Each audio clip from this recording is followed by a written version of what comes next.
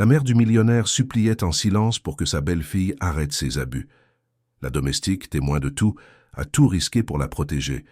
Mais ce que personne n'attendait, c'était le retour du fils juste à temps. En entrant dans le salon, il voit la scène, et le bâton au sol dit tout. Si cette histoire vous a intéressé, n'oubliez pas de vous abonner à notre chaîne et dites-nous de quelle ville vous nous regardez. Nous continuons.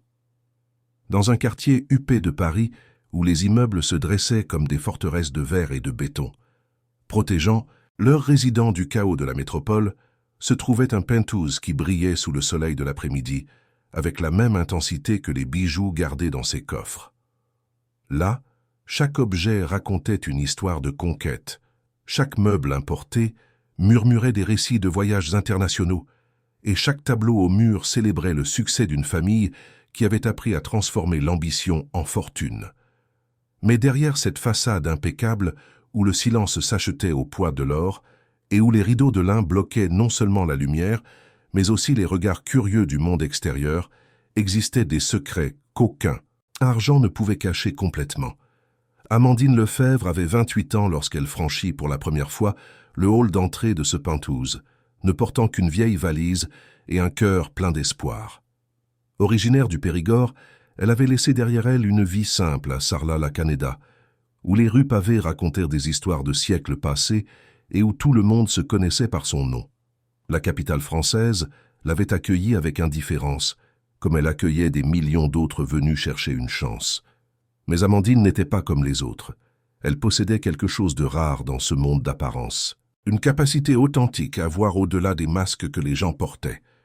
Madame Hélène de Beaumont avait 73 ans et une histoire que peu connaissaient entièrement. Née dans une famille traditionnelle de Marseille, elle s'était mariée jeune avec un armateur, construisant à ses côtés un empire qui avait survécu aux crises économiques, aux changements politiques et aux tempêtes financières. Veuve depuis 15 ans, elle voyait dans la solidité de cet appartement non seulement le résultat de décennies de travail, mais aussi le souvenir constant d'un amour qui ne réchauffait plus ses nuits. Ses cheveux blancs étaient toujours attachés en un chignon élégant, et ses yeux bleus, qui brillaient autrefois avec l'intensité de ceux qui rêvent grand, portèrent désormais la fatigue de celle qui a trop vécu et pas assez fait confiance. Durant les premiers jours, Amandine apprit rapidement les règles non écrites de la maison. Elle savait que les sols en marbre italien du couloir principal dénonçaient chaque pas un peu lourd, que la porte du bureau grinçait légèrement lorsqu'on l'ouvrait doucement, et que la chambre de Madame Hélène sentait toujours la lavande et la solitude.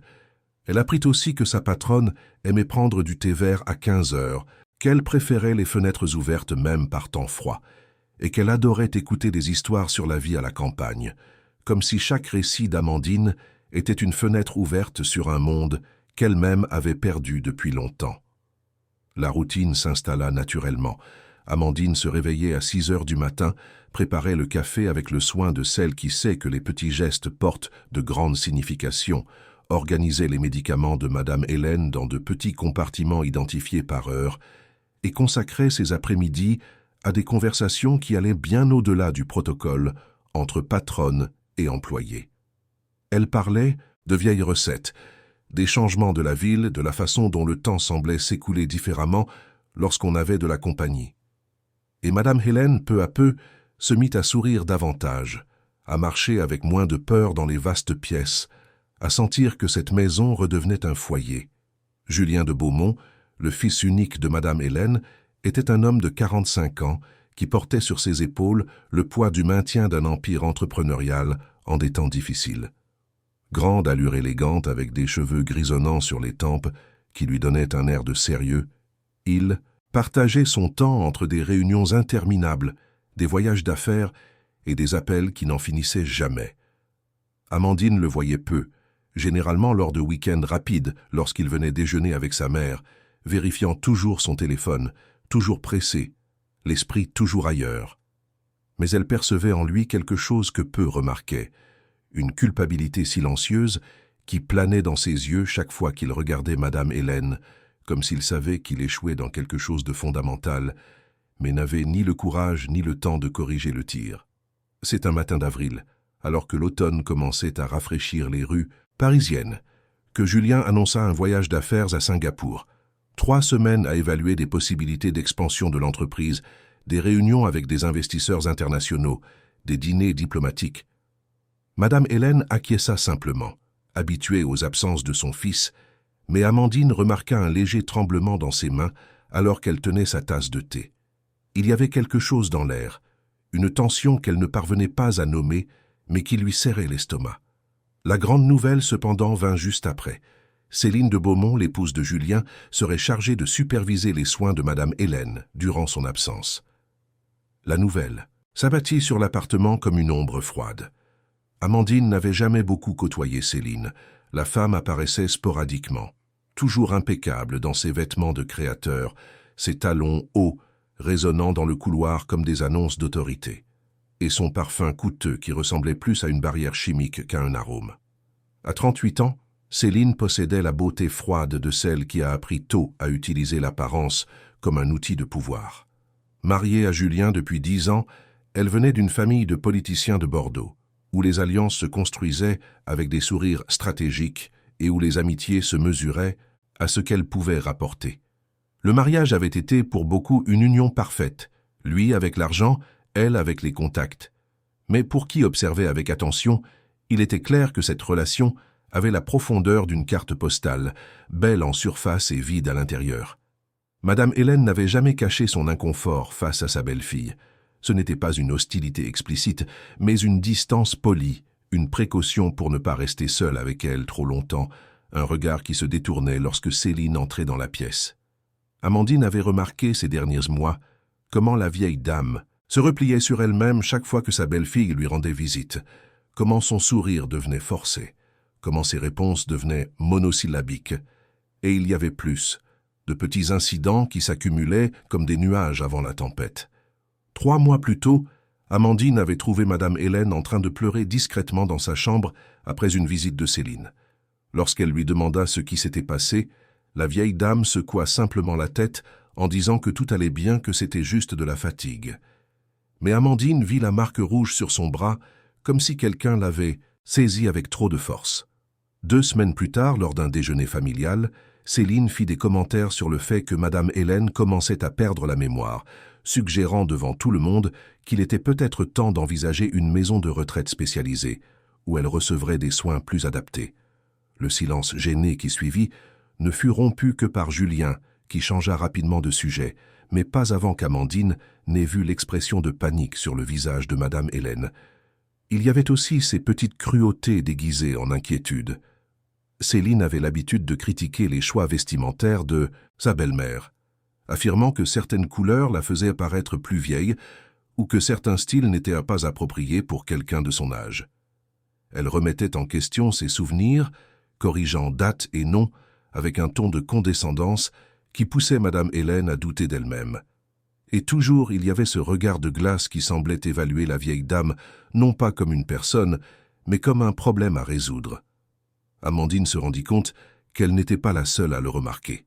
Julien, dans ses brefs moments de présence, semblait mal à l'aise face aux interactions entre sa femme et sa mère, mais il choisissait toujours le silence, peut-être par commodité, peut-être par peur d'affronter une vérité qui exigerait des décisions difficiles. Il était doué pour résoudre des problèmes d'affaires, pour conclure des contrats de plusieurs millions, pour prévoir les tendances du marché. Mais lorsqu'il s'agissait de lire les subtilités des relations familiales, il préférait croire que tout allait bien, que les tensions étaient normales, que le temps arrangerait les choses. La veille du voyage, alors que Julien faisait ses valises dans le bureau, Céline apparut à l'appartement plus tôt que d'habitude. Amandine aidait Madame Hélène à se préparer pour le déjeuner lorsqu'elle entendit le son incomparable des talons hauts dans le couloir. La vieille dame se raidit immédiatement et Amandine sentit le changement d'atmosphère comme si la température avait chuté de 10 degrés. Céline entra dans la chambre sans frapper, comme quelqu'un qui se sent déjà maître des lieux. Elle était éblouissante dans un ensemble bleu marine qui soulignait sa silhouette élancée, ses cheveux blonds parfaitement brossés tombant sur ses épaules, son maquillage impeccable mettant en valeur ses yeux verts. Mais c'était son sourire qui causait le plus d'inconfort, un sourire qui n'atteignait pas les yeux, qui semblait répéter pour cacher des intentions qu'elle ne voulait pas révéler. « Chère Hélène, comment allez-vous ? Julien m'a demandé de passer pour m'assurer que tout sera parfait pendant son absence. Vous savez à quel point il s'inquiète pour vous. » La voix était douce, presque mielleuse, mais Amandine remarqua la rigidité des épaules de Madame Hélène, la façon dont elle serra légèrement la coudoir du fauteuil où elle était assise. « Je vais bien, Céline. Amandine s'occupe très bien de moi. Il n'y a pas lieu de s'inquiéter. » Oh, je sais qu'Amandine est dévouée. La belle-fille lança un regard rapide à la domestique, un regard qui évaluait et écartait simultanément. « Mais 3 semaines, c'est long. Julien serait plus tranquille en sachant que je supervise personnellement. Après tout, vous n'êtes plus si jeune, et certaines choses peuvent arriver. » Le commentaire resta suspendu dans l'air comme une menace voilée. Amandine déglutit avec peine, ressentant une urgence croissante de protéger Madame Hélène, sans savoir exactement de quoi. Il n'y avait rien d'explicite dans les paroles de Céline, rien qui puisse être qualifié d'agression. Tout était subtil, calculé, empoisonné de gentillesse. « Je vous remercie de votre sollicitude, » dit Madame Hélène d'une voix qui tentait de paraître ferme, mais qui tremblait sur les bords. « Mais comme je l'ai dit, je suis bien soignée. » Céline sourit de nouveau, ce sourire qui ne réchauffait rien. « Bien sûr, Hélène, bien sûr. Je veux juste m'assurer que tout est en ordre. Vous comprenez, n'est-ce pas? C'est une question de responsabilité familiale. » Après le départ de Céline, Madame Hélène resta silencieuse de longues minutes. Amandine s'approcha doucement et lui prit la main, sentant combien elle tremblait. « Madame, allez-vous bien ?» Madame Hélène la regarda avec des yeux qui portaient des décennies d'expérience, de pertes, de batailles silencieuses. « Amandine, promettez-moi de rester près de moi, d'accord? Quoi qu'il arrive, restez près de moi. »« Je le promets, Madame Hélène, je vous le promets. » Mais alors que l'après-midi se transformait en nuit et que l'appartement plongeait dans la quiétude artificielle du quartier protégé du monde, Amandine sentait que cette promesse serait testée de manière qu'elle ne pouvait pas encore imaginer. Quelque chose se préparait dans cette maison, une tempête déguisée en calme plat, et elle avait la certitude terrible que dès que Julien s'envolerait pour l'autre bout du monde, les masques tomberaient et le vrai visage de Céline serait révélé. Tout en aidant Madame Hélène à se coucher, observant comment la vieille dame fermait les yeux avec une expression de fatigue qui allait au-delà du physique, Amandine prit une décision silencieuse. Peu importait ce qui arriverait, peu importèrent les conséquences. Elle ne permettrait pas qu'il arrive du mal à cette femme qui l'avait accueillie non seulement comme une employée, mais comme quelqu'un de digne de respect et d'affection. Et si cela signifiait affronter Céline, affronter la peur, affronter même le risque de perdre tout ce qu'elle avait construit à Paris, qu'il en soit ainsi. Car certaines batailles, Amandine le savait, on ne les choisissait pas. Elles arrivaient simplement exigeant que l'on prenne parti, et le sien était déjà pris, même si le prix de cette décision restait un mystère enveloppé dans les ombres de ce qui allait venir. Le matin où Julien partit pour Singapour, se leva gris sur Paris. Les nuages bas couvraient les gratte-ciel comme un manteau pesant, et la circulation commençait déjà à s'engorger sur les grandes avenues lorsque la voiture de fonction arriva pour le chercher. Amandine s'était réveillée plus tôt que d'habitude, une inquiétude dans la poitrine qui ne l'avait pas laissé dormir correctement de la nuit. Pendant qu'elle préparait le petit déjeuner, ses mains travaillaient machinalement, mais son esprit était complètement focalisé sur Madame Hélène, qui dormait encore dans sa chambre au fond du couloir. Julien descendit avec ses valises déjà prêtes, son costume impeccable même à cette heure matinale, son téléphone déjà collé à l'oreille pour régler un dossier de dernière minute. Il possédait cette efficacité mécanique de ceux qui vivent en mouvement constant, toujours un pas en avant sur le présent, planifiant toujours le prochain rendez-vous. Amandine servit le café et observa tandis qu'il le buvait rapidement, parlant, toujours au téléphone, gesticulant de la main libre, complètement absorbé par son monde corporatif. Lorsqu'il raccrocha enfin, il regarda Amandine avec une expression mêlant gratitude et culpabilité. « Amandine, occupez-vous bien de ma mère. Vous savez à quel point elle est fragile. Quoi qu'il arrive, au moindre problème, appelez-moi immédiatement. Peu importe l'heure, le décalage horaire, rien. Si vous avez besoin de moi, je reviens. Ne vous inquiétez pas, monsieur de Beaumont. Madame Hélène est entre de bonnes mains. » Il acquiesça, mais il y avait quelque chose dans ses yeux qu'Amandine ne parvint pas à déchiffrer totalement. C'était peut-être de l'inquiétude, peut-être du remords de laisser sa mère, ou peut-être un sentiment inconfortable à l'idée de laisser Céline aux commandes. Mais il ne dit rien de plus, prit simplement ses valises et se dirigea vers la porte. Madame Hélène apparut dans le couloir à ce moment-là, encore en robe de chambre, ses cheveux blancs lâchés sur ses épaules, l'expression ensommeillée mais chargée d'une tristesse contenue. Julien s'approcha, embrassa le front de sa mère avec une tendresse sincère et murmura quelque chose qu'Amandine ne put entendre. La vieille dame fit simplement un signe de tête, essayant de sourire, mais le sourire n'atteignit pas ses yeux. Lorsque la porte se referma derrière lui, le silence qui envahit l'appartement fut différent. C'était comme si quelque chose avait été retiré, une protection invisible qui laissait désormais l'espace plus vulnérable. Madame Hélène resta immobile quelques secondes, regardant la porte close, puis soupira profondément. « Il a toujours été ainsi, Amandine. Toujours pressé, toujours occupé. Quand il était enfant, je plaisantais en disant qu'il avait hâte de grandir. Maintenant, je vois qu'il a hâte de vivre, mais il oublie de s'arrêter pour vraiment ressentir la vie. » Amandine prit doucement le bras de la vieille dame, la guidant vers l'intérieur. « Allons prendre un bon café, Madame Hélène. J'ai fait ce gâteau aux noix du Périgord que vous aimez tant. » La matinée s'écoula dans un calme trompeur. Elles prirent le café ensemble sur le balcon, observant la ville s'éveiller en bas, les immeubles émergeant lentement de la brume matinale.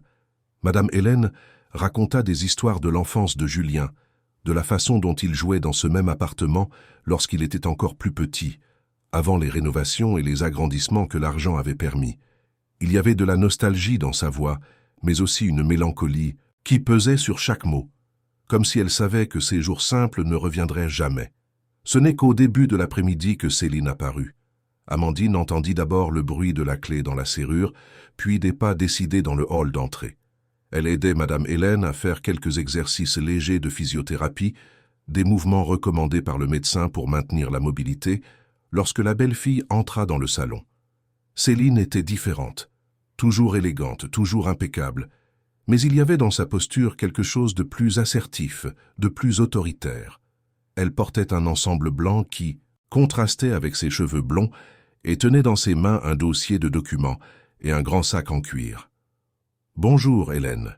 Je viens voir comment vous allez et organiser quelques dossiers. Julien m'a laissé une liste de choses en suspens à régler pendant son absence. » Madame Hélène interrompit ses exercices et Amandine vit immédiatement la tension s'emparer de son corps. « Quel genre de choses, Céline ?»« Oh, des questions administratives, des factures, des documents, ces bureaucraties ennuyeuses que Julien n'a pas eu le temps de régler avant de partir. Rien dont vous ayez besoin de vous soucier. » Mais il y avait quelque chose dans le ton de Céline qui n'invitait pas à la tranquillité. Amandine resta aux côtés de Madame Hélène, présence silencieuse mais ferme, et cela dérangea visiblement la belle-fille. Céline ouvrit le dossier et commença à étaler des papiers sur la table basse. C'étaient des documents médicaux, des relevés de cartes de crédit, des extraits bancaires, des formulaires de mutuelle. Elle les organisait avec des mouvements précis, comme quelqu'un qui savait exactement ce qu'il cherchait. « Hélène, nous devons parler de vos dépenses. En regardant ici, je vois que vous avez fait des achats inutiles. Des médicaments qui ne sont pas remboursés, des consultations privées coûteuses, des produits qui pourraient être remplacés par des options plus économiques. » Madame Hélène cligna des yeux, confuse. « Mais Céline, ce sont mes médicaments habituels. C'est le médecin qui les a prescrits. Oui, mais nous devons être plus conscients. Julien travaille dur pour maintenir tout cela, et le gaspillage n'est pas acceptable. » La voix de Céline était ferme, professorale, comme si elle expliquait quelque chose d'évident à un enfant têtu. Amandine sentit l'indignation monter dans sa gorge, mais resta calme. Elle savait que toute interférence, à ce moment-là, pourrait empirer les choses. Mais Madame Hélène, à sa surprise, répondit avec une fermeté qu'Amandine n'attendait pas. « Céline, ces dépenses sont les miennes. Julien ne s'en est jamais plaint. J'ai mes propres revenus, ma pension, mes économies. Vous les aviez. » Le ton de Céline changea, devint plus froid. « Vous les aviez. Mais avec l'âge, Hélène, il est naturel qu'une personne perde sa capacité à bien gérer l'argent. C'est pourquoi Julien m'a demandé de prendre ses responsabilités. C'est pour votre propre bien. » Le silence qui suivit fut chargé de tension. Madame Hélène regarda Amandine, Et dans ce regard, il y avait un appel muet à l'aide, mais aussi une résignation qui brisa le cœur de l'employé. C'était l'expression de celle qui avait déjà perdu beaucoup de batailles et savait que celle-ci n'en serait qu'une de plus. « Amandine, pourriez-vous nous laisser ?» Céline se tourna vers elle avec un sourire glacé. « Je dois discuter avec ma belle-mère de questions familiales. Je suis sûr que vous comprenez. » Il n'y avait aucun moyen de refuser sans provoquer une confrontation ouverte, ce qui, Amandine le savait, ne ferait que nuire à Madame Hélène. Elle acquiesça, mais avant de sortir, elle serra brièvement la main de la vieille dame, une pression douce pour tenter de lui transmettre par ce simple contact qu'elle n'était pas seule. « Je serai à la cuisine si vous avez besoin de quoi que ce soit, Madame Hélène. » Lorsqu'Amandine ferma la porte, elle resta dehors quelques secondes, le cœur battant à tout rompre. Elle entendait les voix étouffées à travers le bois, le ton autoritaire de Céline, contrastant avec les réponses de plus en plus faibles de Madame Hélène. Chaque fibre de son être criait de retourner là-bas, d'intervenir, de protéger cette femme qui était devenue bien plus qu'une patronne. Mais elle savait qu'elle devait être stratégique. Un faux mouvement pourrait lui coûter non seulement son emploi, mais aussi sa capacité à être présente pour protéger Madame Hélène quand ce serait vraiment nécessaire. Dans la cuisine, Amandine fit semblant d'être occupée à organiser les placards, mais ses oreilles étaient attentives au moindre son venant du salon. 15 minutes passèrent, comme 15 heures. Lorsqu'elle entendit enfin la porte s'ouvrir, elle se rendit à l'entrée du couloir et vit Céline sortir, le dossier de documents désormais plus rempli qu'à son arrivée. « Amandine, je vais avoir besoin que vous ajustiez la routine d'Hélène. » La belle-fille parla sans la regarder directement, comme si elle donnait des ordres à un objet inanimé. Plus de sorties inutiles, plus de visites non autorisées. Et je veux un rapport quotidien sur tout ce qu'elle fait, mange et dit. Compris? Avec tout le respect que je vous dois, Madame Céline, ma fonction est de m'occuper de Madame Hélène, pas de la surveiller. Céline tourna enfin son visage vers elle, et à ce moment-là, Amandine vit le masque glisser légèrement. Il y avait quelque chose de cruel dans ses yeux verts, quelque chose qui jouissait du pouvoir qu'elle venait d'exercer. « Votre fonction, Amandine, est de faire ce que je vous ordonne, ou pensez-vous que c'est Julien qui vous a engagé? Tout dans cette maison passe par moi. Tout. Et si vous voulez rester ici, je vous suggère de vous en souvenir. » Sans attendre de réponse, Céline sortit, ne laissant derrière elle que l'écho de ses talons hauts et le parfum coûteux qui sentait désormais plus la menace que l'élégance. Amandine courut au salon et trouva Madame Hélène assise sur le canapé, les mains tremblantes, le visage pâle. Plusieurs documents étaient encore éparpillés sur la table, mais certains avaient disparu. La vieille dame regardait dans le vide, et lorsqu'Amandine s'approcha, elle vit des larmes silencieuses couler sur son visage. « Madame Hélène, que s'est-il passé? Qu'a-t-elle dit ?» Elle a pris des papiers, Amandine, des documents importants. Elle a dit qu'elle devait réorganiser mes finances, que Julien s'inquiète de mes dépenses.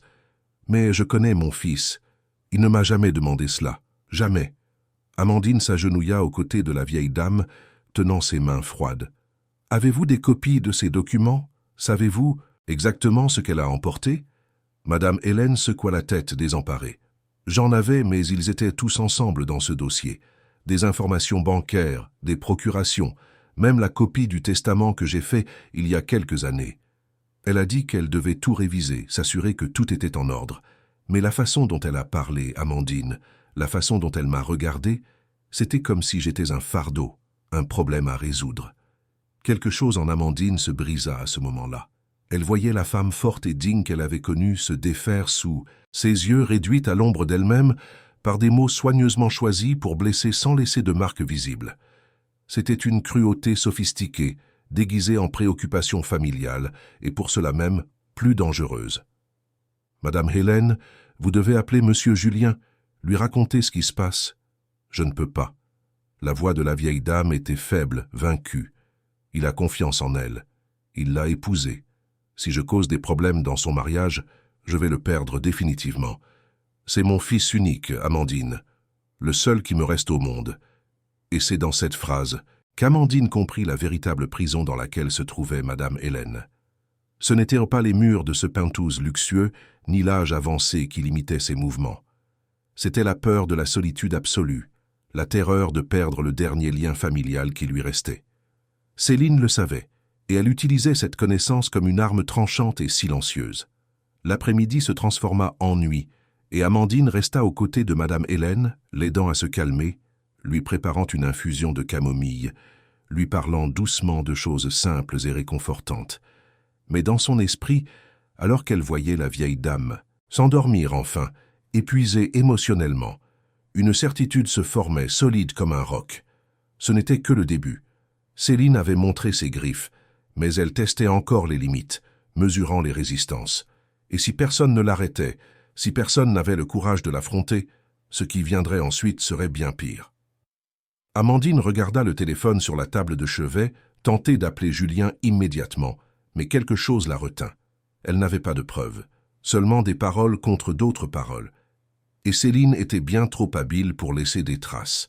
Elle devrait donc être encore plus prudente, encore plus vigilante. Chaque conversation, chaque geste, chaque moment où Céline serait présente, elle serait là, observant, protégeant, gardant. Car si Madame Hélène n'avait plus la force de lutter seule, Amandine lutterait pour elle, quoi qu'il arrive. Les jours qui suivirent le départ de Julien furent comme marcher sur du verre. Chaque matin, Amandine se réveillait avec l'estomac noué, ne sachant pas ce que la journée apporterait. Céline avait instauré une routine de visite quotidienne, apparaissant toujours au début de l'après-midi, lorsque le soleil était le plus fort et que l'appartement semblait encore plus silencieux. Et à chaque visite, l'atmosphère devenait plus lourde, plus oppressive, comme si l'air lui-même devenait plus difficile à respirer. Madame Hélène avait visiblement changé. La femme qui souriait autrefois en racontant des histoires anciennes passait maintenant des heures en silence, regardant par la fenêtre sans rien voir. Elle mangeait peu, même quand Amandine préparait ses plats préférés. Elle dormait mal, Amandine entendait ses pas inquiets durant la nuit, marchant dans le couloir comme un fantôme dans sa propre maison. Et le pire de tout était de voir cette lumière qui brillait dans ses yeux s'éteindre lentement, remplacée par une résignation qui semblait la vieillir de plusieurs années en quelques jours seulement. Céline était méthodique dans sa cruauté.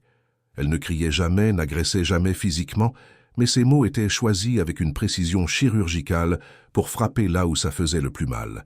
Elle commentait la lenteur croissante de Madame Hélène, ses oublis, sa dépendance. Elle suggérait qu'il était peut-être temps de revoir certains privilèges, certaines libertés qu'elle conservait encore. Elle parlait de responsabilité financière, de tout ce que Julien sacrifiait pour maintenir ce niveau de vie, du fait qu'il serait plus juste que la vieille dame contribue moins aux dépenses. Chaque phrase était un petit coup de poignard enveloppé dans du papier cadeau. Amandine essayait d'être toujours présente lors de ses visites, mais Céline avait l'habitude irritante de lui demander de se retirer sous un prétexte quelconque, chercher quelque chose à la cuisine, vérifier si le linge était sec, organiser le placard de la chambre. Toujours quelque chose qui l'éloignait du salon pendant quelques minutes précieuses. Et durant ces minutes, Amandine le savait, des choses étaient dites qui rendaient Madame Hélène plus fragile, plus effrayée, plus brisée. C'est un jeudi, exactement une semaine après le départ de Julien, que tout bascula. La journée commença avec une chaleur inhabituelle pour la saison à Paris. Le soleil frappait fort sur les fenêtres du penthouse, transformant les pièces en serres de lumière et de chaleur. Madame Hélène avait passé une nuit particulièrement difficile, se réveillant plusieurs fois avec des cauchemars qui la laissaient confuse et effrayée. Amandine était restée à ses côtés jusqu'à l'aube, lui tenant la main, fredonnant doucement des chansons que sa grand-mère chantait autrefois dans le Périgord. Le matin, elles réussirent à instaurer une routine presque normale. Elles prirent le petit déjeuner sur le balcon et Madame Hélène parvint même à sourire lorsqu'Amandine raconta une histoire drôle sur un coq têtu de la ferme de ses parents. Elles firent des exercices de physiothérapie et la vieille dame semblait se sentir un peu mieux, un peu plus présente. Amandine commença à espérer que cette journée serait différente, que peut-être Céline ne viendrait pas, que peut-être elle pourrait avoir juste un jour de paix. Mais le destin, comme toujours, avait d'autres plans. Céline arriva à midi, plus tôt que d'habitude, et il y avait quelque chose de différent en elle. Ses mouvements étaient plus brusques, sa voix avait une irritation mal dissimulée, et ses yeux brillaient de ce qu'Amandine identifia comme une colère contenue. Elle portait un grand sac et, pire encore, un dossier encore plus rempli de documents que lors des visites précédentes. « Hélène, nous devons régler des questions importantes aujourd'hui. » La voix de Céline était tranchante, sans les déguisements habituels de gentillesse. « Julien a appelé plus tôt et il s'inquiète de certaines incohérences que j'ai trouvées dans vos dossiers. » Madame Hélène, qui était assise sur le canapé du salon en essayant de lire un magazine, leva les yeux, confuse. « Quelles incohérences? Je ne comprends pas. » Céline jeta quelques papiers sur la table basse avec un geste presque violent. « Des dépenses non autorisées, des signatures sur des documents que vous n'auriez pas dû signer, des décisions financières discutables. Franchement, Hélène, je commence à remettre en question votre capacité mentale à gérer vos propres affaires. » Amandine, qui était à la cuisine en train d'organiser le déjeuner, entendit le ton de la conversation et se dirigea immédiatement vers le salon. En arrivant, elle vit Madame Hélène essayant de se lever du canapé, visiblement ébranlée, les mains tremblantes alors qu'elle s'appuyait sur les accoudoirs du meuble. « Pardonnez-moi, Madame Céline, mais je pense que Madame Hélène a besoin de se reposer. Elle n'a pas bien dormi cette nuit. » Céline se tourna vers Amandine avec une expression de pur mépris. « Personne n'a demandé votre avis, Amandine. D'ailleurs, puisque vous êtes là, allez à la cuisine et préparez un thé, et ne revenez pas avant que je ne vous appelle. » Il y avait quelque chose dans le ton de Céline qui était différent cette fois-ci. Ce n'était pas seulement de l'autorité, c'était de la menace. Amandine regarda Madame Hélène, qui évitait son regard, craignant visiblement d'empirer la situation. Chaque instinct lui criait de rester, mais elle savait que défier Céline ouvertement à ce moment-là pourrait avoir des conséquences pires. « Je vais préparer le thé, mais je serai juste à côté si vous avez besoin de quoi que ce soit. » Amandine alla à la cuisine, mais laissa la porte entrebâillée. Elle posa la bouilloire sur le feu, mais resta l'oreille tendue. Elle entendait la voix de Céline monter en ton, entendait Madame Hélène essayer de s'expliquer, sa voix de plus en plus faible, de plus en plus effrayée. Et puis, elle entendit quelque chose qui lui glaça le sang. Le bruit de quelque chose de lourd que l'on saisit, un mouvement brusque. Sans réfléchir, Amandine lâcha tout et courut au salon. Ce qu'elle vit la laissa paralysée pendant une fraction de seconde qui sembla durer une éternité. Madame Hélène était debout au milieu du salon, visiblement en déséquilibre, les mains tendues devant elle dans un geste défensif. Et Céline se tenait à quelques pas d'elle, tenant un bâton de gymnastique en bois qui restait normalement rangé dans le placard du bureau. C'était un objet utilisé pour les exercices d'étirement, cylindrique, en bois poli, totalement inoffensif en temps normal. Mais dans les mains de Céline, levé à cette hauteur, pointé vers une vieille dame sans défense, il se transformait en quelque chose de terrifiant. « Qu'est-ce que vous faites ?» parvint à dire Amandine, la voix n'étant plus qu'un fil sonore. Céline n'abaissa pas le bâton immédiatement. Pendant quelques secondes interminables, elle resta là, les yeux fixés sur Madame Hélène qui s'était mise à trembler visiblement. « Ce n'était pas pour frapper, » réalisa Amandine avec une horreur croissante.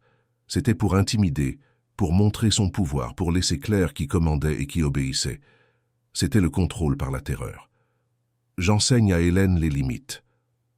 La voix de Céline était froide, presque désinvolte, comme si elle expliquait une évidence. Les personnes de son âge doivent comprendre qu'elles ne peuvent pas simplement faire ce qu'elles veulent. Elles ont besoin d'une structure, d'une discipline. Amandine sentit ses jambes bouger avant que son cerveau ne puisse traiter complètement la décision. En 3 pas, elle fut entre Céline et Madame Hélène, les bras ouverts dans un geste de protection physique. « Baissez cela immédiatement. S'il vous plaît, baissez cela. » Céline sourit et c'était un sourire terrible, vide de toute humanité. « Ou quoi, Amandine? Qu'allez-vous faire exactement? Appeler la police? Raconter à Julien? Qui croyez-vous qu'il croira? Sa femme ou une domestique qu'il connaît à peine? » Les mots étaient comme du venin, mais Amandine ne bougea pas. Son corps resta ferme entre la menace et Madame Hélène, même si à l'intérieur elle était terrifiée. Derrière elle, elle sentait la vieille dame trembler. Elle entendait sa respiration rapide et irrégulière. Elle pouvait presque toucher la terreur qui émanait d'elle. Ce n'est pas bien. La voix d'Amandine sortit plus ferme qu'elle ne l'espérait. Vous savez que ce n'est pas bien. C'est une personne âgée, c'est votre belle-mère, c'est la mère de votre mari. Comment pouvez-vous faire cela? Pendant un instant, quelque chose passa sur le visage de Céline. C'était peut-être de la culpabilité, peut-être un éclair de conscience. Mais cela disparut aussi vite que c'était apparu, remplacé par ce masque de froideur calculée. Elle abaissa lentement le bâton, mais ne le lâcha pas complètement. Elle le gardait dans ses mains, caressant le bois poli de ses doigts, comme on caresse une arme. « Vous ne comprenez pas comment fonctionne le monde, Amandine. » Sa voix était maintenant presque pédagogique, comme si elle expliquait quelque chose, de complexe à un enfant. Les personnes vulnérables ont besoin d'être contrôlées pour leur propre bien. Hélène devient sénile, elle prend de mauvaises décisions, elle devient un danger pour elle-même. Quelqu'un doit prendre le contrôle avant qu'il ne soit trop tard. Elle n'est pas sénile. Amandine sentit des larmes de rage et de désespoir brûler ses yeux. Elle est lucide, intelligente, capable. La seule chose qui se passe, c'est que vous lui faites croire qu'elle ne l'est plus. Le silence qui suivit fut chargé d'une tension explosive. Céline fit un pas en avant, et Amandine recula instinctivement, poussant doucement Madame Hélène vers l'arrière. C'est alors que Céline fit quelque chose d'encore plus cruel que de lever le bâton. D'un mouvement calculé et froid, elle le lâcha au sol, où il tomba avec un bruit sec qui résonna dans la pièce. Puis elle se pencha légèrement, comme pour confier un secret, et parla assez fort pour que Madame Hélène entende. « Hélène, chère belle-mère, je pense qu'il est temps de parler de votre avenir. Il existe des endroits merveilleux pour les personnes de votre âge, avec des soins professionnels, des infirmiers 24 heures sur 24, des activités supervisées, des endroits où vous ne seriez un fardeau pour personne. Julien envisage sérieusement cette option, vous le saviez? Il m'a demandé de faire des recherches. Il a dit qu'il était fatigué de s'inquiéter. Non. Le mot sortit de Madame Hélène comme un murmure désespéré. Julien ne ferait pas cela. Il ne le ferait pas. Céline s'approcha davantage, et Amandine dut utiliser toute sa volonté pour ne pas la repousser. Il ne le ferait pas? En êtes-vous sûr? À quand remonte la dernière fois qu'il a vraiment passé du temps avec vous, Hélène? À quand remonte la dernière fois qu'il a choisi d'être ici plutôt qu'à une réunion ou en voyage? Pensez-vous vraiment qu'il hésiterait à vous placer dans un endroit où d'autres s'occuperaient de vous, le libérant de toute cette culpabilité qu'il ressent? Les mots étaient du poison pur, choisis pour détruire, pour briser le dernier fil d'espoir que Madame Hélène conservait encore. Et ils fonctionnèrent. Amandine sentit le corps de la vieille dame mollir derrière elle, entendit un sanglot contenu, ressentit le poids d'une défaite absolue. « Arrêtez ça !» cria Amandine, sa voix brisant enfin le contrôle qu'elle tentait de maintenir. « Vous n'avez pas le droit de dire ces choses. Vous n'avez pas le droit de la détruire ainsi. » Céline recula, mais son sourire était celui de la victoire. « Je ne détruis rien, je suis réaliste. Et vous, Amandine, vous devriez commencer à chercher un autre emploi. Car quand Hélène sera là où elle doit être, vous ne serez plus nécessaire ici. » Sur ces mots, elle prit son sac, ajusta ses cheveux d'un geste d'une pure affectation et se dirigea vers la porte. Avant de sortir, elle se retourna une dernière fois. « Ah, et juste pour que ce soit clair, si vous essayez de raconter une quelconque version déformée de ceci à Julien, je m'assurerai que vous ne trouviez plus jamais de travail à Paris. J'ai des contacts, j'ai de l'influence.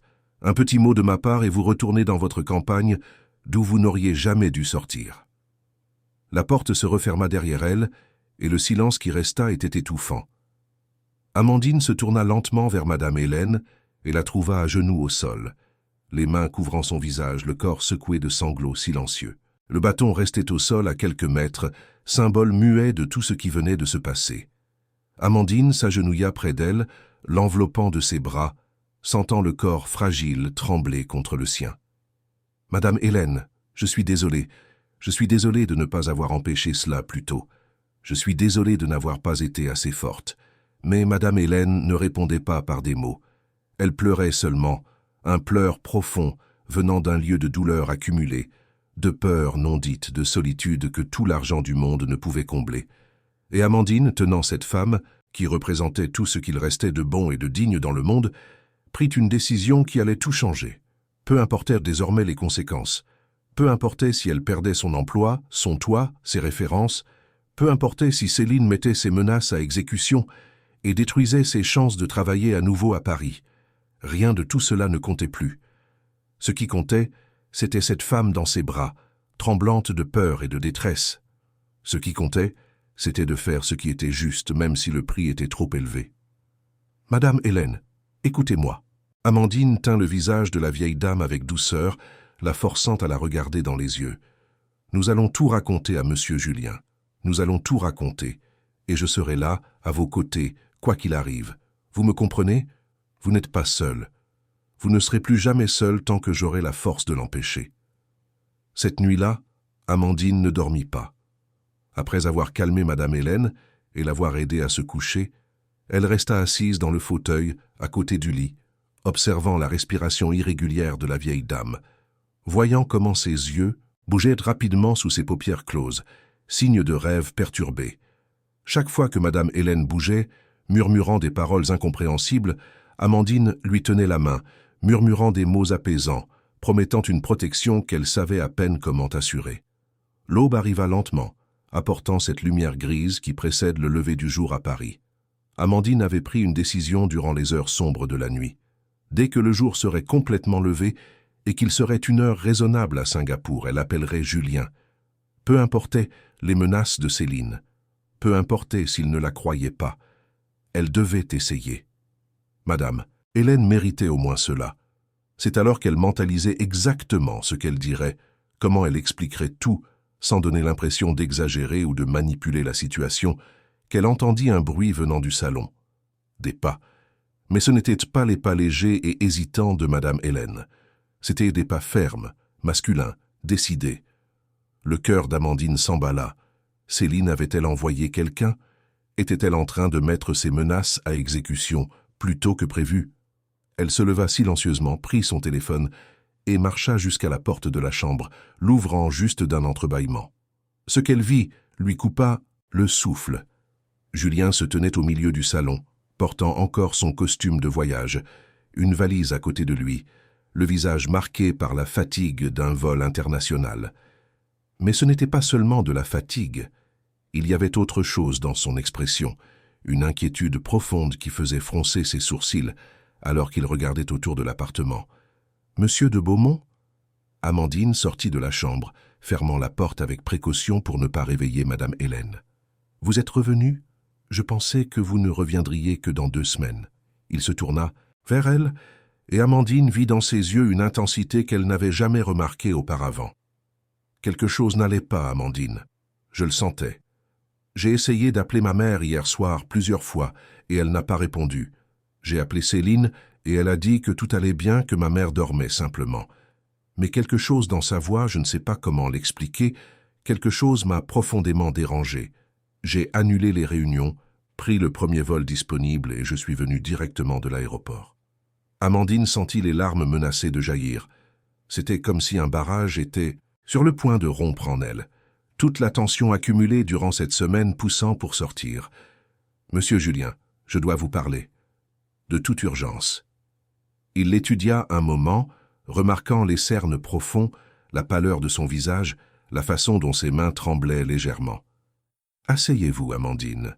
Racontez-moi tout. » Et elle raconta. Elle commença dès le premier jour après son départ, quand Céline commença à prendre le contrôle des documents de Madame Hélène. Elle parla des visites quotidiennes qui laissaient la vieille dame de plus en plus ébranlée, des commentaires cruels déguisés en inquiétude, de la façon dont Céline avait emporté des papiers importants de la maison. Et puis, la voix brisée, elle raconta la journée de la veille, le bâton, les menaces voilées, la façon dont Madame Hélène s'était effondrée ensuite. Julien écouta tout dans un silence absolu. Son expression changeait à chaque révélation, l'incrédulité initiale laissant place à une colère contenue, puis à la culpabilité, et enfin à quelque chose qui ressemblait à une douleur profonde. Quand Amandine eut fini, il resta silencieux pendant de longues secondes, les mains entrelacées devant lui, la respiration lourde. Je le savais. Les mots sortirent comme une confession arrachée. Je savais que quelque chose n'allait pas, je l'ai toujours su. Ces 2 dernières années, j'ai remarqué de petites choses. La façon dont Céline parlait de ma mère quand elle pensait que je ne faisais pas attention. Des commentaires subtils sur le fait que ce serait plus facile si nous n'avions pas à nous soucier d'elle. Des regards qui duraient 1 seconde de trop. Mais j'ai ignoré. Je me suis dit que j'imaginais des choses, que c'était juste le stress du travail qui me faisait voir des problèmes là où il n'y en avait pas. Il se leva brusquement et marcha vers la fenêtre, regardant la ville qui commençait à s'éveiller en bas. Et vous savez ce qui est pire, Amandine? C'est qu'une partie de moi ne voulait pas voir. Parce que si je voyais, je devrais agir. Je devrais confronter Céline, je devrais admettre que j'ai fait un mauvais choix. Je devrais assumer que j'ai mis ma mère en danger en épousant cette femme. C'était plus facile de prétendre que tout allait bien. Amandine s'approcha doucement. Vous êtes ici maintenant, c'est ce qui compte. Je suis en retard. Sa voix était chargée de remords. Quels dommages ont déjà été causés? Combien de nuits ma mère a-t-elle passé avec la peur dans sa propre maison pendant que j'étais à l'autre bout du monde à conclure des affaires? Avant qu'Amandine ne puisse répondre, ils entendirent un bruit venant de la chambre. Madame Hélène s'était réveillée, Julien s'y dirigea immédiatement et Amandine le suivit. Lorsqu'ils ouvrirent la porte, ils trouvèrent la vieille dame assise sur le lit, les yeux écarquillés, l'expression confuse en voyant son fils là. « Julien, tu es revenu? Mais je pensais que… » « Maman. » Il s'agenouilla à côté du lit, lui tenant les mains avec gentillesse. « Pardonne-moi, s'il te plaît, pardonne-moi pour tout. » Madame Hélène le regarda, puis regarda Amandine, essayant de comprendre ce qui se passait. Son visage portait encore les marques d'une nuit agitée, et ses yeux étaient gonflés d'avoir tant pleuré. « Pardonner? Mais mon fils, tu n'as rien fait. »« Si. J'ai fait le pire qu'un fils puisse faire. Je t'ai laissé vulnérable. Je t'ai laissé seul avec quelqu'un qui n'aurait jamais dû entrer dans cette famille. » C'est alors que la porte d'entrée s'ouvrit. Céline venait d'arriver, utilisant ses clés comme elle le faisait toujours, prête pour une nouvelle journée de visite. Ses talons hauts annoncèrent sa présence avant même qu'elle n'apparaisse dans le couloir. Lorsqu'elle entra dans la chambre et vit Julien là, son visage passa par une série rapide d'expressions. Surprise, nervosité, puis ce masque d'épouse inquiète qu'elle portait si bien. « Julien, chéri, tu es revenu. Pourquoi ne m'as-tu pas prévenu? Je serais allé te chercher à l'aéroport. » Elle s'approcha pour l'embrasser, mais il s'écarta, se levant lentement de sa position agenouillée. « Céline, nous devons parler. » Sa voix était froide, contrôlée, mais il y avait un courant de colère juste sous la surface. Elle cligna des yeux, confuse par le ton. « Bien sûr, mon amour. À quel sujet? » « Au sujet de ce que tu as fait ici en mon absence, de la façon dont tu as traité ma mère, des documents que tu as emportés d'hier. » Le visage de Céline changea subtilement. Le masque ne tomba pas complètement, mais se fissura sur les bords. « Je ne vois pas de quoi tu parles. Je suis venu tous les jours m'occuper d'Hélène, comme tu me l'as demandé. C'était difficile, elle devient de plus en plus confuse, plus difficile à gérer, mais j'ai essayé de faire de mon mieux. » Amandine fit un pas en avant. « Ce n'est pas vrai. Vous savez que ce n'est pas vrai. » Céline se tourna vers elle avec des yeux qui lançaient des éclairs. « Ah, je comprends maintenant. » Elle reporta son regard sur Julien. « La domestique t'a rempli la tête de mensonges, n'est-ce pas? J'avais prévenu que cela arriverait. Elle est obsédée par ta mère, elle veut se rendre indispensable, elle lorgne probablement sur une sorte de récompense financière. Arrête. » La voix de Julien coupa l'air comme une lame. « Arrête de mentir, Céline. J'ai parlé avec Amandine. J'ai tout entendu. Et avant que tu ne continues avec ce récit, je veux que tu me dises exactement ce que tu as dit à ma mère hier, mot pour mot. » Céline hésita. C'était la première fois qu'Amandine la voyait véritablement peu sûre d'elle. « Je ne m'en souviens pas exactement. C'étaient des conversations normales sur les soins, sur les responsabilités. » « Tu as pris un bâton, » Julien fit un pas vers elle. « Tu as pris un bâton et tu as effrayé une femme de 73 ans, ma mère. Et ensuite tu as dit des choses sur le fait de la placer dans une institution. Dis-moi, Céline, t'ai-je jamais demandé de faire des recherches là-dessus? Ai-je jamais suggéré que je voulais me débarrasser de ma propre mère ?» Le silence qui suivit fut assourdissant. Céline ouvrit la bouche pour répondre, la referma, puis son expression changea du tout au tout. Le masque tomba. Ce qui resta fut de la rage pure, sans filtre. « Tu veux savoir la vérité, Julien? La vérité, c'est que je suis fatigué. Fatigué de prétendre que je l'apprécie, fatigué de venir ici et de devoir agir comme si je m'en souciais, fatigué de toute cette farce de famille heureuse.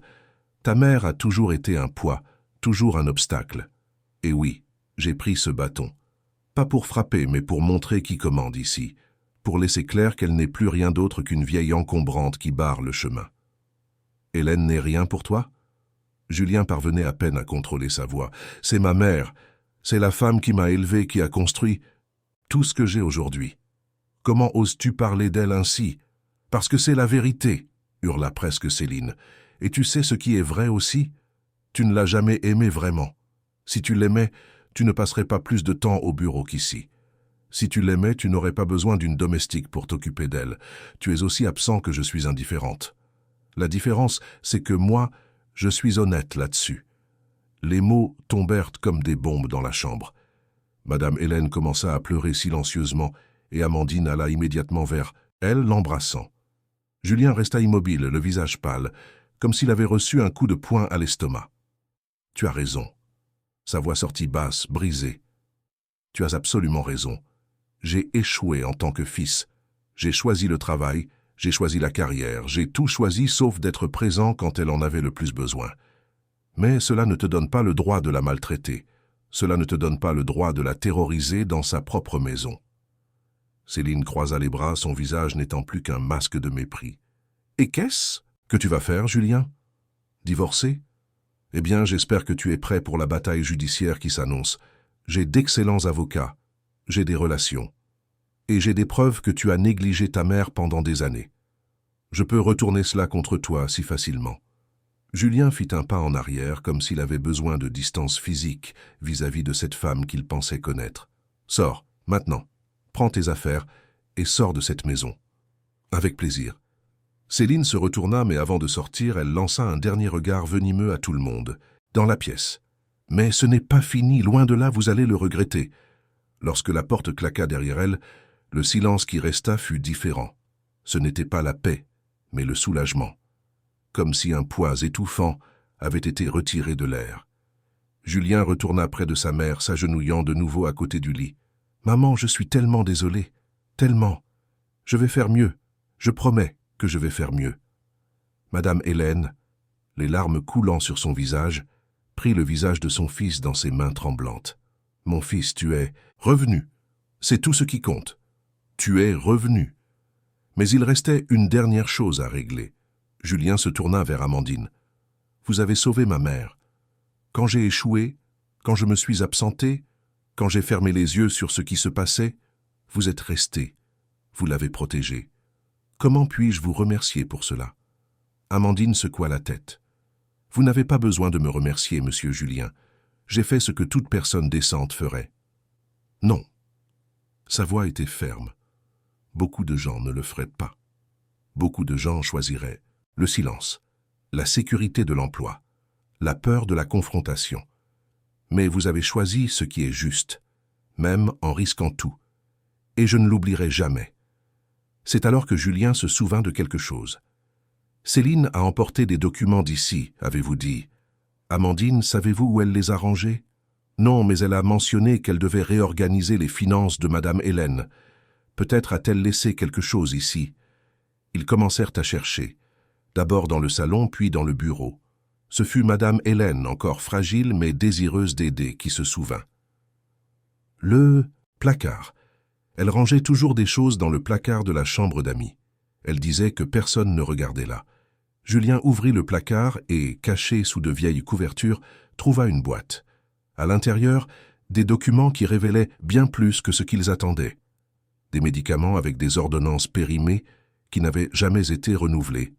Des rapports médicaux d'examen qui auraient dû être remis à Julien, mais qui avaient été interceptés par Céline, et un document qui lui glaça le sang, un formulaire d'admission pour une maison de retraite déjà partiellement rempli avec les données de Madame Hélène, daté d'il y a 3 mois. Elle planifiait cela depuis longtemps. Julien tenait les papiers avec des mains tremblantes. Pendant que je lui faisais confiance, pendant que je pensais laisser ma mère entre de bonnes mains, elle construisait systématiquement un dossier pour l'écarter d'ici. Amandine regarda les documents et ressentit de la nausée. C'était pire qu'elle ne l'avait imaginé. Ce n'était pas seulement une cruauté momentanée, c'était une négligence planifiée, calculée, exécutée petit à petit pour que personne ne s'en aperçoive avant qu'il ne soit trop tard. Mais il y avait encore une chose dans la boîte. une copie du testament de Madame Hélène avec des annotations et des remarques dans les marges faites par Céline. Et une clause spécifique était entourée en rouge, celle qui déterminait qu'Amandine devait rester comme aide-soignante de Madame Hélène en toutes circonstances. Une protection que la vieille dame elle-même avait insérée secrètement des mois auparavant, comme si elle pressentait qu'un jour, elle aurait besoin de quelqu'un en qui avoir une confiance inconditionnelle. Les jours qui suivirent le départ de Céline furent comme l'éveil après un long cauchemar. Le penthouse, qui avait si longtemps semblé une prison dorée où la peur planait invisible entre les murs, commença lentement à redevenir un foyer. Mais la guérison ne serait ni rapide ni simple. Les blessures psychologiques mettent du temps à cicatriser, et Madame Hélène portait des marques profondes qui allaient au-delà de ce que n'importe quel médicament pourrait soigner. Julien annula tous ses voyages et engagements pour les 2 mois suivants. Pour la première fois depuis des années, il plaça la famille au-dessus des affaires, déléguant les responsabilités à des associés de confiance et utilisant la technologie pour participer aux réunions à distance. Ces matinées commençaient désormais, non pas par des appels urgents d'investisseurs, mais par un café sur le balcon aux côtés de sa mère, écoutant des histoires qu'il réalisa avoir négligées trop longtemps. Il y avait une culpabilité constante dans ses yeux, un poids qu'Amandine savait qu'il mettrait des années à traiter complètement. Madame Hélène, de son côté, oscillait entre des moments de lucidité surprenante et des épisodes de confusion émotionnelle. Parfois, elle se réveillait au milieu de la nuit, effrayée, appelant Amandine d'une voix tremblante, certaine que Céline était revenue. D'autres fois, elle restait assise en silence pendant des heures, regardant le vide, perdue dans des pensées qu'elle ne pouvait ou ne voulait pas partager. Amandine restait toujours à proximité, présence constante et réconfortante, lui tenant la main quand les tremblements revenaient, lui murmurant des paroles douces quand les cauchemars la visitaient. Ce fut une semaine après l'expulsion de Céline que le premier rebondissement inattendu se produisit. Julien était dans le bureau en train d'organiser des papiers lorsqu'il reçut un appel qui le laissa visiblement perturbé. C'était Nicolas, son frère cadet avec qui il n'avait pas parlé depuis presque 5 ans. Leur relation s'était détériorée après que Nicolas eut publiquement remis en question certaines décisions entrepreneuriales de Julien, l'accusant d'être devenu si obsédé par l'argent qu'il en avait oublié les valeurs que leurs parents avaient tenté de leur enseigner. La dispute qui suivit fut si intense que les frères coupèrent tout contact, ne se rencontrant que lors de dates obligatoires comme Noël, où ils échangeaient des salutations froides et distantes. Julien mit le téléphone sur haut-parleur et Amandine, qui se trouvait dans la pièce adjacente, put entendre la voix de Nicolas. C'était une voix semblable à celle de son frère, mais chargée d'une intensité différente, plus brute, plus directe. « Julien, j'ai reçu un appel étrange aujourd'hui. Quelqu'un m'a parlé de problèmes impliquant maman et ta femme, ou plutôt ton ex-femme d'après ce que j'ai compris. Est-ce vrai ?» Julien prit une profonde inspiration avant de répondre. « C'est vrai. Céline maltraitait maman. J'étais en voyage, je n'ai pas vu les signes, et quand je suis revenu, c'était presque trop tard. Il y eut une longue pause à l'autre bout du fil. Je t'avais prévenu à son sujet, Julien. Tu te souviens ? À ton mariage, je t'ai dit qu'il y avait quelque chose qui ne tournait pas rond chez cette femme. Mais tu n'as pas voulu écouter. Tu as dit que j'étais jaloux, que c'était de l'envie face à ton succès. Je sais. » La voix de Julien était chargée de remords. « Tu avais raison. À son sujet, à mon sujet, surtout. Je suis devenu exactement ce que tu avais dit que je deviendrais. Un homme riche et solitaire qui a oublié ce qui compte vraiment. » Un autre silence. Puis Nicolas parla de nouveau, et cette fois sa voix était plus douce. « Je reviens à Paris. Je dois voir maman.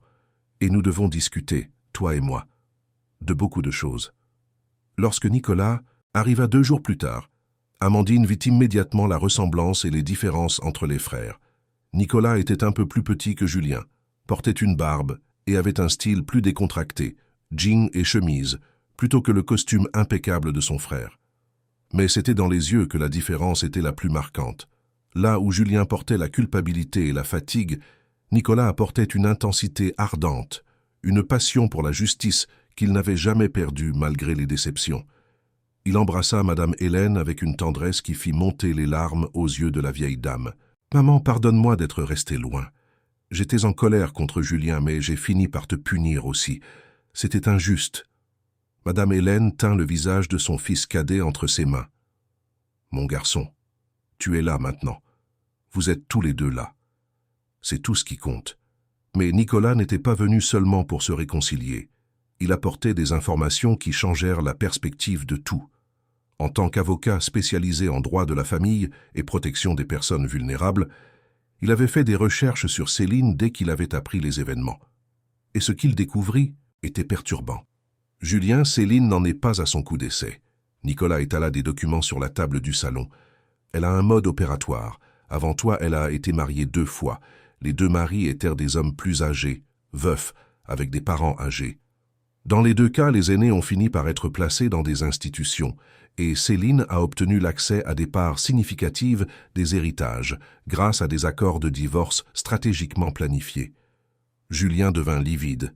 « Tu es en train de dire qu'elle m'a choisi spécifiquement parce que j'avais une mère âgée ?» Je dis qu'elle a un mode opératoire.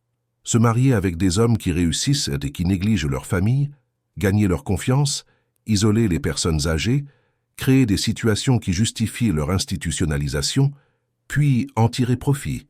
C'est calculé, méticuleux et, pire encore, techniquement légal dans la plupart des cas. Amandine, en entendant cela, sentit un frisson lui parcourir l'échine. Madame Hélène avait raison depuis le début. Ce n'était pas de la paranoïa, ce n'était pas de la confusion mentale. C'était un instinct de survie face à un prédateur. C'est alors qu'arriva une lettre recommandée. Elle était anonyme, mais le contenu était explosif.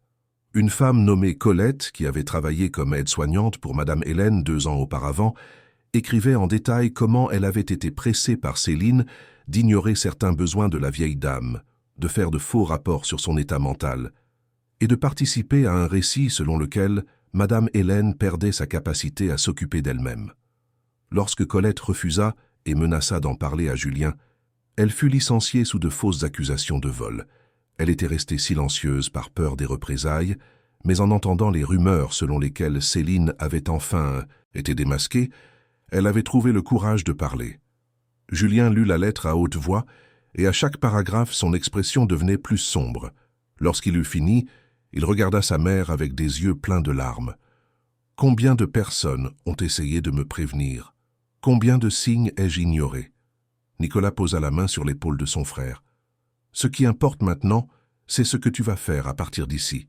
Et je suggère que nous nous préparions, car Céline n'acceptera pas cette défaite facilement. » Il avait raison. 1 semaine plus tard, les avocats de Céline prirent contact. Elle lançait une procédure en diffamation contre Julien et Amandine, alléguant qu'ils avaient conspiré pour détruire sa réputation avec de fausses accusations.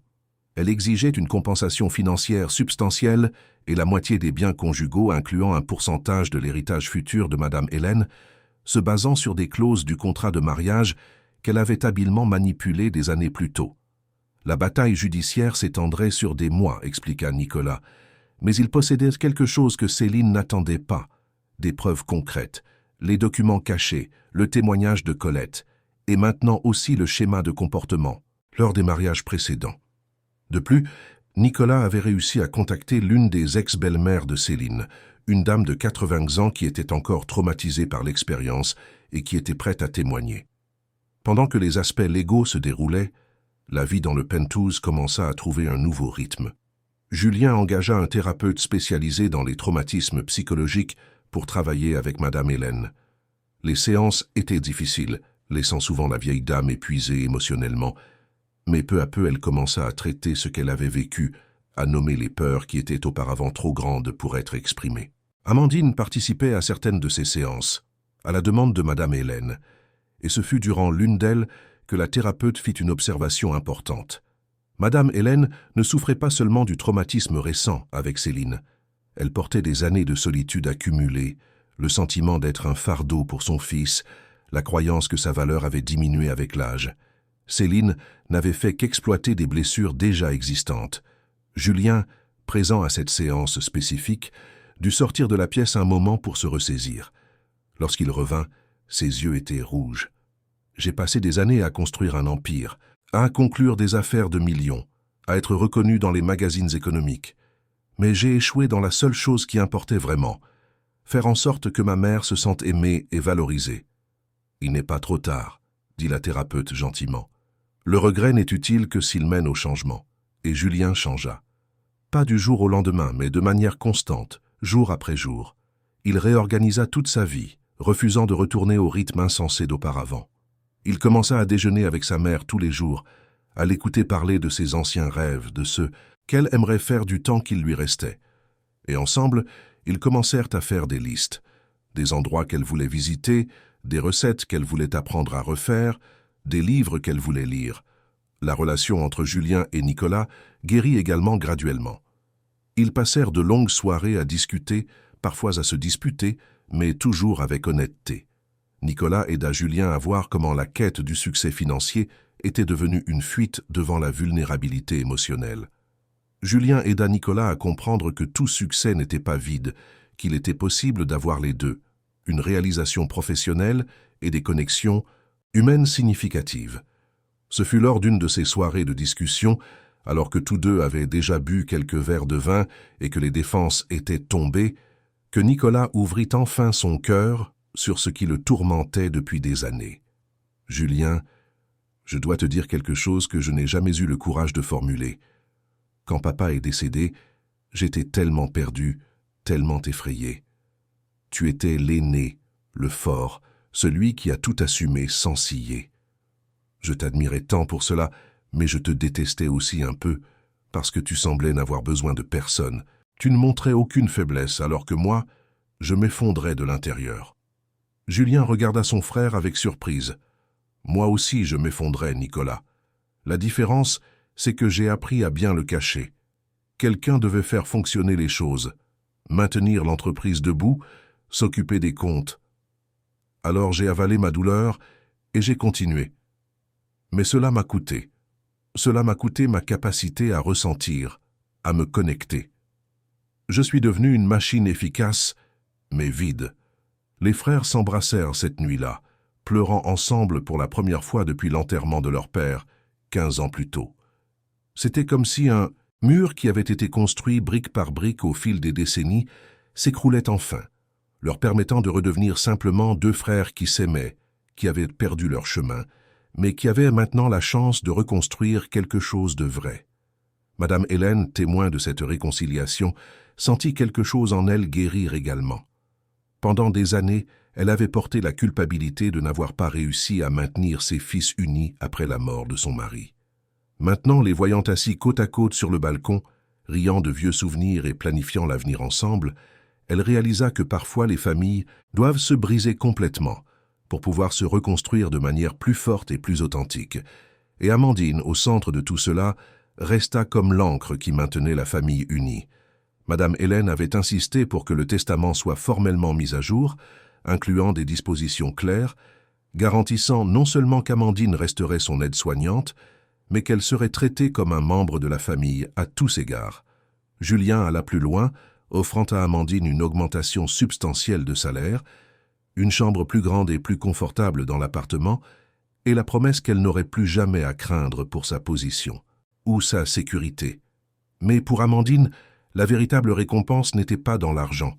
Elle était dans les moments silencieux sur le balcon avec Madame Hélène, quand la vieille dame lui tenait la main et disait « Vous m'avez sauvé ».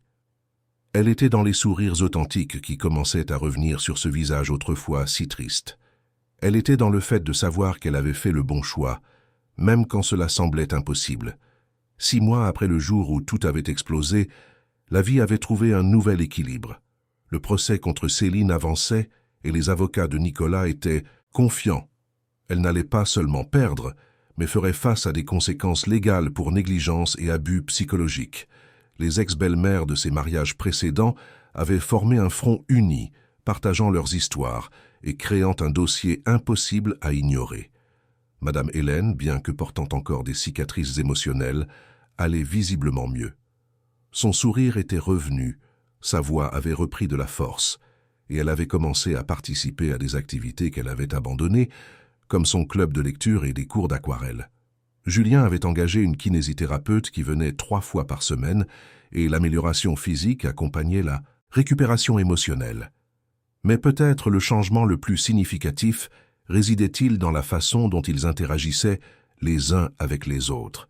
Ce n'était plus une famille dysfonctionnelle, maintenue unie par l'obligation et la culpabilité. C'était une famille qui avait affronté sa part d'ombre et avait choisi activement de faire différemment. Julien apprit à dire non au travail quand sa présence était nécessaire à la maison. Nicolas commença à rendre visite régulièrement, apportant avec lui une légèreté que tous avaient oublié être possible. Et Amandine, qui était arrivée dans cette maison comme domestique, était maintenant traitée et aimée comme une fille. Un dimanche après-midi, presque un an après que tout eût commencé, ils étaient tous réunis sur le balcon. Julien avait préparé un barbecue, quelque chose qu'il avait l'habitude de faire quand il était plus jeune, mais qu'il avait abandonné dans la course de la vie corporative. Nicolas jouait de la guitare, instrument qu'il avait appris à l'adolescence et redécouvert récemment. Madame Hélène était assise dans le fauteuil le plus confortable, une couverture sur les jambes, malgré la chaleur, souriante en observant ses fils. Amandine apporta une carafe de citronnade qu'elle avait préparée, et lorsqu'elle s'assit, Madame Hélène lui prit la main. « Vous savez, Amandine, je pense parfois que tout est arrivé pour une raison. Sans Céline, aussi terrible que cela ait été, Julien ne se serait jamais réveillé. Nicolas ne serait jamais revenu. Et vous ne seriez jamais devenu une partie de cette famille comme vous l'êtes maintenant. » Amandine serra sa main en retour, sentant les larmes monter mais les gardant sous contrôle. « Je ne sais pas si je crois que les mauvaises choses arrivent pour une raison, Madame Hélène. Mais je crois que nous pouvons choisir ce que nous en faisons, et vous avez choisi l'amour. Vous avez choisi le changement. C'est ce qui compte. » Julien leva son verre de jus. Un toast, aux secondes chances, aux familles imparfaites qui choisissent de s'améliorer, et aux personnes courageuses comme Amandine qui nous rappellent ce que signifie vraiment protéger quelqu'un. Tous levèrent leur verre, et à ce moment-là, avec le soleil se couchant sur Paris et teignant le ciel de tons orange et rose, Amandine ressentit quelque chose qu'elle n'avait pas ressenti depuis longtemps. La certitude absolue qu'elle était exactement là où elle devait être. Les mois qui suivirent apportèrent à la conclusion de la procédure judiciaire.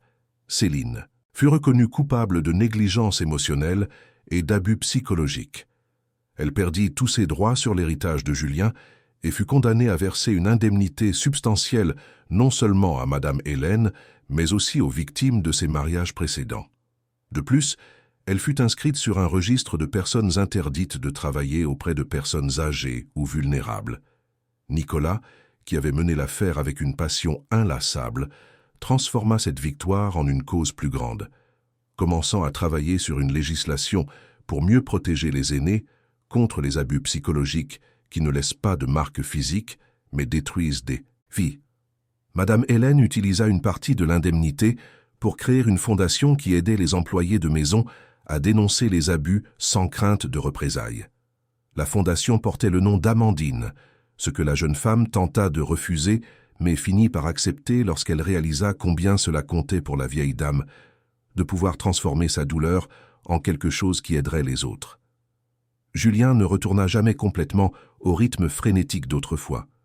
Il apprit à déléguer, à faire confiance à son équipe et à comprendre qu'être présent était plus important qu'être au sommet. Sa relation avec sa mère s'épanouit de manière qu'il n'avait jamais imaginé possible.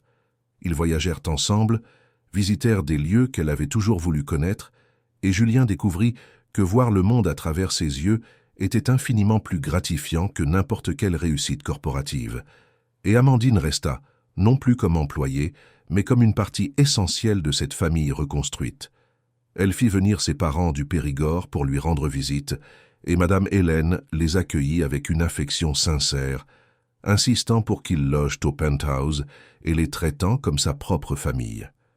La maison qui était autrefois un mausolée silencieux de richesses vides s'était transformée en un foyer plein de rires, de discussions passionnées sur le rugby entre Julien et Nicolas, de cours de cuisine où Madame Hélène enseignait de vieilles recettes à Amandine, et d'après-midi dominicaux où la famille se réunissait non par obligation mais par choix. Pour Amandine, cette transformation avait une signification encore plus profonde. Elle était arrivée à Paris à 28 ans, effrayée et peu sûre d'elle, ne portant qu'une valise et le rêve de construire une vie meilleure. Elle avait travaillé dans 3 maisons différentes avant d'arriver chez les de Beaumont, toujours traitée avec indifférence, toujours invisible, toujours Juste une pièce de plus dans l'engrenage domestique. Il y avait eu des moments où elle avait failli abandonner, où elle avait failli retourner à Sarlat, acceptant que peut-être elle n'était pas faite pour la grande ville. Mais Madame Hélène l'avait vue vraiment, pas comme une fonction mais comme une personne, et quand vint le moment de choisir entre sa propre sécurité et faire ce qui était juste, Amandine découvrit en elle un courage qu'elle ne soupçonnait pas. Cette décision de s'interposer entre Céline et Madame Hélène ne changea pas seulement la vie de la vieille dame. Elle changea la sienne aussi. Elle se prouva à elle-même qu'elle valait plus que ce qu'on lui avait toujours fait croire, que sa voix avait du pouvoir, que sa présence comptait. Des années plus tard, lorsque Madame Hélène se reposa enfin en paix à l'âge de 82 ans, entourée de tous ceux qu'elle aimait, elle tint la main d'Amandine une dernière fois et murmura « Vous avez été la fille que j'ai gagnée quand j'en avais le plus besoin. Merci d'avoir été courageuse quand je ne pouvais pas l'être. » Ses yeux, bien que vieillis et fatigués, brillaient d'une paix qui ne vient que de ceux qui ont vécu aimés et protégés jusqu'au dernier souffle. Et Amandine, les larmes coulant sur son visage, murmura en retour « Merci de m'avoir appris que la famille n'est pas seulement le sang. C'est le choix, c'est l'amour, c'est la protection mutuelle. » L'histoire de Madame Hélène, de Julien, de Nicolas et d'Amandine fut connue bien au-delà de ce penthouse parisien. Elle fut partagée dans des cercles de soutien aux aînés, utilisée comme exemple dans des séminaires sur les droits des vulnérables, et inspira d'autres personnes à avoir le courage de dénoncer des abus qui semblaient auparavant impossibles à affronter. Car au final, ce n'était pas seulement l'histoire d'une employée courageuse qui avait protégé une vieille dame sans défense. C'était l'histoire de la façon dont l'amour, même testé à l'extrême, peut l'emporter. C'était l'histoire des secondes chances, des familles qui choisissent de se reconstruire, de la force que nous trouvons quand nous décidons de protéger ceux qui ne peuvent se protéger seuls. Et par-dessus tout, c'était un rappel que parfois, la personne la plus invisible dans la pièce est la seule qui a assez de courage pour faire ce qui est juste, même quand le prix semble trop élevé à payer. Fin de l'histoire. Chers auditeurs, nous espérons que l'histoire de Madame Hélène, Julien et Amandine a profondément touché votre cœur. Si vous avez été ému par ce voyage de courage, d'amour et de reconstruction familiale, laissez un pouce bleu, abonnez-vous à la chaîne et dites-nous dans les commentaires ce qui vous a le plus marqué dans cette histoire. Chaque jour, nous vous apportons des récits intenses comme celui-ci qui révèlent le côté le plus profond de l'âme humaine et nous rappellent que même dans les moments les plus sombres, la lumière de l'espoir et de la dignité peut prévaloir. Nous vous attendons au prochain épisode.